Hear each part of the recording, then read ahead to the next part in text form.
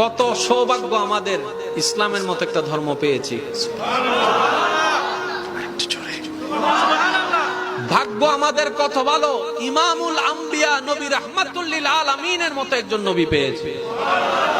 নসিব আমাদের কত খুশনসিব, কিতাবুল কিতাব কোরআনুল কারীমের মতো কিতাব পেয়েছি। আমরা চতুর্দিকে সৌভাগ্যবান।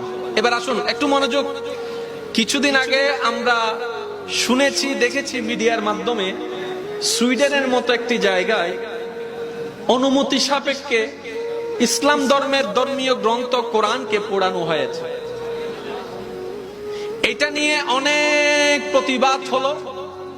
রিসেন্টলি নিউজ আসলো, ওই সুইডেন সরকার ওই বিষয়কে সমাধান করার জন্য মুসলমানের পক্ষ থেকে একজন মুসলমানকে অনুমতি দিলেন। ওরা আপনাদের ধর্মীয় গ্রন্থ কোরআনকে আগুন দিয়ে পুড়িয়েছে, এটাই আপনাদের ক্ষোভ, এটাই আপনাদের দুঃখ, এটাই আপনাদের জ্বালা। ঠিক আছে, আমরা সুইডেন সরকার আপনাদেরকে একটু সুযোগ দিলাম, আপনাদের পক্ষ থেকে যে কোনো একজন মুসলমানকে আমরা অনুমতি দিলাম, ওই মুসলমান জনসম্মুখে এসে সবার সামনে, মিডিয়ার সামনে, পুলিশের সামনে, সবার সামনে ওই ব্যক্তিদের ধর্মীয় গ্রন্থ পোড়ানোর অনুমতি আমরা দিলাম। মুসলমানদের ধর্মীয় গ্রন্থ কোরআনকে তারা পুড়িয়েছে।